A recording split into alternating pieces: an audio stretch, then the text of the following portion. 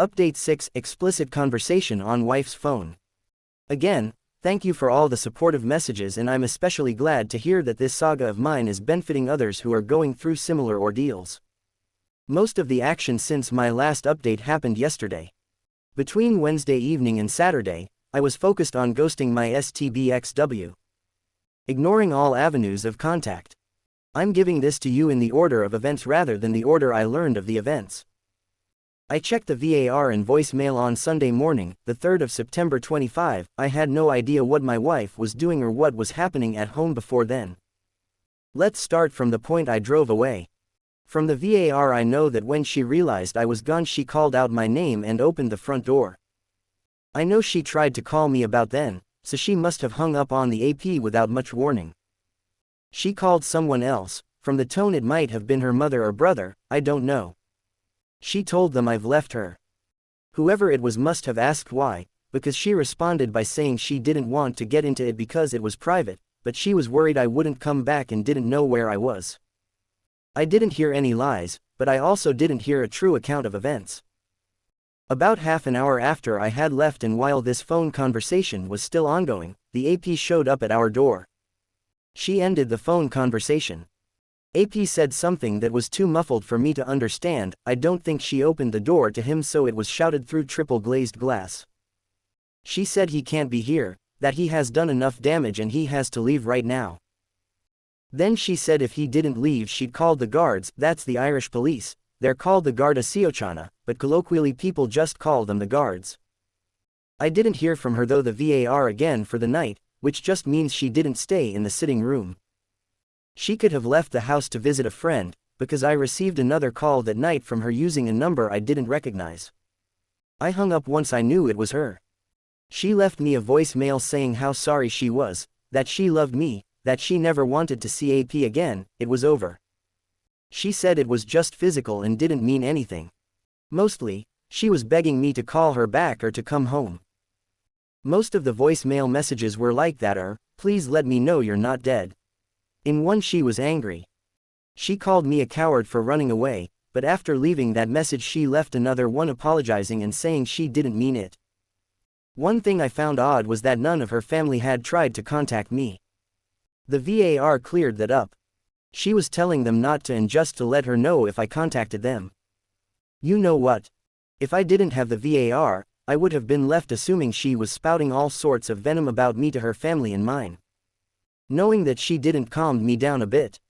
Once you've lost trust in someone, these kinds of actions are the only possible way to know if they're telling the truth. I'm not saying that redeems her, but it helps alleviate my guilt for all the snooping and spying. It still feels dirty sometimes. Sunday morning, 9 a.m., the call I'd been waiting for came through. It was the app's wife. She thanked me for sending her the PI evidence and for making her aware of the affair. I asked what she knew. Keep in mind the PI evidence only showed he wasn't where he was supposed to be and that he was with my wife. She repeated a bunch of lies AP had told her. He told her they only met recently and it was a one-time thing, it didn't mean anything and he wouldn't see her again. He must have said that minutes before showing up at our house. I told her there was so much more, that I wasn't comfortable discussing it over the phone and asked if she'd like to meet. She was at her parents' house with her son out in the country, in County Wicklow. I figured I could use some fresh air, so I offered to go to her. It was kind of perfect. She had her parents to take care of the child and we could have some privacy while also not being alone in the house. Wicklow is a beautiful county, very green, lots of forestry. The house was only about a 90-minute drive from the city. I felt a wave of guilt when I met their son and her parents welcomed me, but we got down to business pretty quickly. I told her that every word her husband told her is a lie, but I didn't expect her to take my word for anything. I pulled out my wife's old phone and let her peruse the messages. I told her they go back 3 years and that also wasn't the start. She was shocked by that and disgusted at the way they talked to each other. She said he was never that crass with her. Then I played the VAR audio from the infidelity baseball exercise where my wife admitted to a 7-year-long affair. That hit her hard and she took a deep breath. I let her know I had explicit video of 2 sexual encounters on Tuesday night and Wednesday morning. She said she didn't want to see that but asked me to describe it at a high level. I told her it was mostly what you'd expect except for the part where my wife pulled out a box of dildos and used one on him. She looked like she was going to be sick. I didn't want to be crass, but I felt that little detail would be a nice cheap shot she could launch at him if he started getting nasty. From her reaction, I don't think this act was performed on him at home, but I didn't want to pry. Finally, I played the VAR audio of her husband arriving at our house minutes after telling her he was done with her. I said I was sorry I couldn't leave any of this evidence with her. I told her I'd let her know if anything else turned up on the VAR that she should know about. My next stop was a visit to the in-laws. I wasn't ready to contact my wife yet, but to head off any missing person report and having the guardy appear at my office, I decided this needed to happen. If her car was still there, I was just going to keep driving. It wasn't. I kept it simple. They offered me coffee and we sat down to chat. I asked if they had been talking to my wife. Her father said they had. I asked if they knew I was looking to separate from her. They both nodded. I asked if she had told them why. She had not. I informed them that I caught her with another man while I was traveling for work last week. I showed them the pie photos and accounts of this man visiting on Monday evening and then staying the night on Tuesday evening. Her father apologized to me and said he didn't raise her to be like that. Her mom asked how long this has been going on. I told her she admitted to a 7-year-long affair.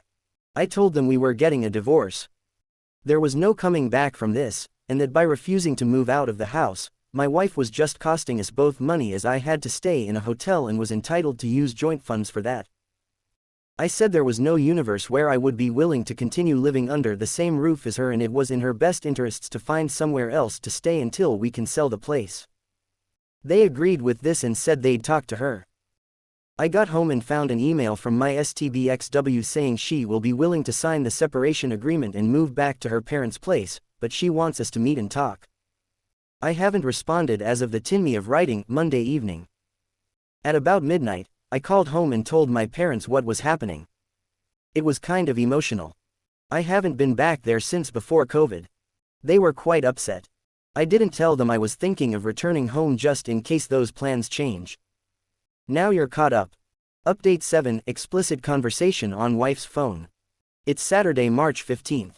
It has been another eventful week, to say the least. Before I continue here, I want to point out something. I'm seeing a lot of comments talking about how well I'm handling this situation. But that has a lot to do with this community. Not just the encouraging words of support, but the fact that you consistently bring me back to reality. My decisions and actions at this difficult time are impressing people, but I haven't written much about my thoughts. I constantly confront an overwhelming desire for everything to go back to the way it was, and that makes my stars begging very tempting. I entertain the thoughts of taking her back all the time. Then I imagine the sage advice I'd get here if I were to write an update stating that I'm going to reconcile. Well, that, and the images of her hand controlling a sex toy penetrating another man's ass while his dick is in her mouth. But in any case, you're helping me stay grounded. The idea of reconciliation is a fantasy. There's no coming back from 7 years of regular, repeated betrayal. You help more than you might realize to bring me back to reality. Thank you. Anyway, I'm writing this from my house. My last update ended with my wife's email. I broke my silence with her by responding to her insistence on meeting to talk before she signs the separation agreement. I responded with 2 words. Not happening. 24 hours later I received another email from her. A 15,000-word email with an attachment. The attachment was a signed separation agreement. No alterations, she agreed to everything. But now I have to sift through all this BS to find the details of when I can go home right. That might have been true a few years ago, but in 2025 it goes like this. Me. Please read the attached email. Ignore all of the content except for that specifically pertaining to when I can move back into my house and when my wife will be moving out. Him. Your wife will be moving out on Thursday, and the house will be empty by 5 p.m. that same day. I responded to her with a screenshot of this and TLDR. I do love Ireland, but the temptation of a new start is just too much. I have decided to go back to Australia despite having the separation agreement. There's no immediate hurry, but I managed to get flights in July. The company I work for has offered me a transfer to Sydney. I'll finish out my current role and start a new one. I'm not from Sydney, but it's a short flight to visit home whenever I want to. My family are delighted. In the meantime, I'll be selling this house. That's really not going to be difficult due to Ireland's housing crisis. Australia too is in the midst of a housing crisis, but it's not as extreme as Ireland's, and I have family to fall back on over there while I get on my feet. The AP has been hanging around like a bad smell. I think that also influenced my sta's decision to move out. I've been catching up on the VAR recordings. He showed up on last Sunday, March 9th, while I was visiting his wife. She let him in this time. Yeah, he's really struggling. He's living with his parents in Kilkenny. That's a long commute to Dublin. Something like 130 kilometers. He very much wants to get together with my STBXW. She told him in no uncertain terms she wasn't interested. That he needs to forget about her. That she loves her husband and she intends to do everything she can to win me back. He literally begged her and started crying. She told him their relationship was a huge mistake and it wasn't worth it. She reiterated that he needs to forget about her. She said she does not feel that way about him, that their monthly fling was just a bit of fun and that given the consequences of their actions, it had not been worth it. It never should have happened. She offered him water, which he rejected. She then told him it was time for him to leave and that she doesn't want to see him back here. He left. I contacted his wife to update her on what was happening here, to let her know her husband is still pestering my wife. We had lunch today. We talked for over 2 hours and shared a bottle of wine. He hasn't been back to their house since she booted him out. She has been to see a solicitor and has initiated her own separation process. She is still waiting for a draft separation agreement. I was more frank with her this time about my position on everything. That there was no coming back after what I had seen and what I know. She can't quite take the same stance as me, though, given that there is a child to think about. It has been really hard on their son and the jerk hasn't even attempted to see him. Having children involved makes it so much worse. As much as I'm loving watching the AP fall apart, I do hope he gets his head back in the game for his son's sake. My STBXW still hasn't told our mutual friends what happened. One contacted me yesterday to tell me how devastated my wife is and asked if there was any possibility of a reconciliation. I told her about the affair and asked her to spread the word to our other friends so I wouldn't have to take any more calls like this supporting her. I told her there is no way on earth this goes any way other than divorce. She accepted what I was saying and said she'd let everyone know. I added that I have a ridiculous amount of evidence if anyone needs to see it, but I doubt my wife will deny it. The VAR didn't pick up much else. A few sobbing sessions while my STBXW was alone in the house. One side of a few phone conversations. That's it. Another week in paradise. My plans now are to soak up some of the local culture in the next few months before I head back home. I'll start with the Dublin Paddy's Day Parade Monday and maybe a Guinness or two. Update 8: Explicit conversation on wife's phone. So I installed a Wi-Fi-based CCTV cam to the front of the house to see who is coming and going while I'm at work. A couple of interesting things happened last week. The first was my wife showing up at my door while I was at work. I'm guessing she was here to pick up some of the things she left here, but she couldn't get in.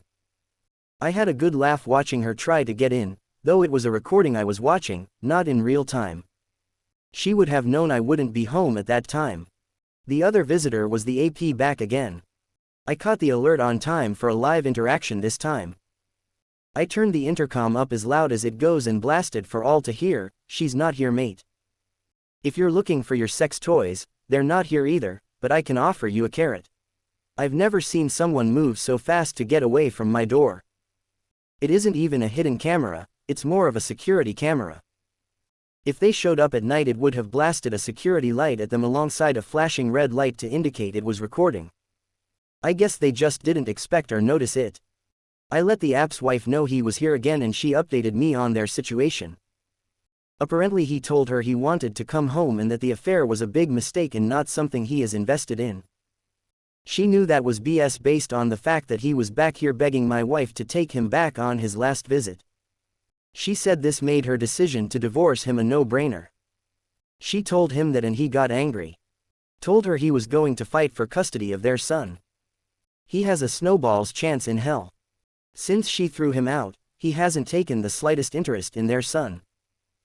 Also, we might be no fault here, but when it comes to custody, his actions around the affair can still count against him if it shows he was being frivolous and dishonest. Women have the advantage in these cases at the best of times, but this jerk has done nothing to demonstrate he's a good parent to his son.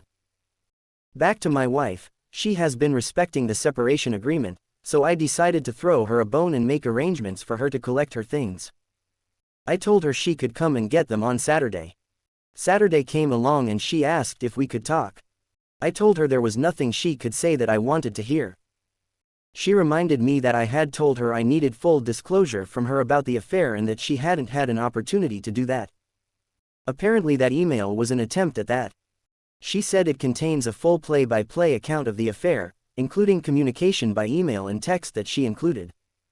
That's why it's so long. I told her I wasn't interested in an account from her that I couldn't verify. If I'm being honest, there is a part of me that wants to be convinced to take her back.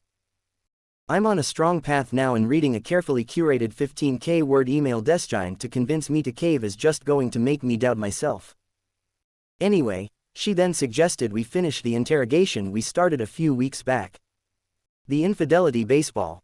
She said I told her I'd leave if I caught her out lying 3 times, but I only caught her twice. She said I don't have a complete account of the affair, and if I really want one I'll need to talk to her one way or another, and that might be a way of ensuring she is being truthful.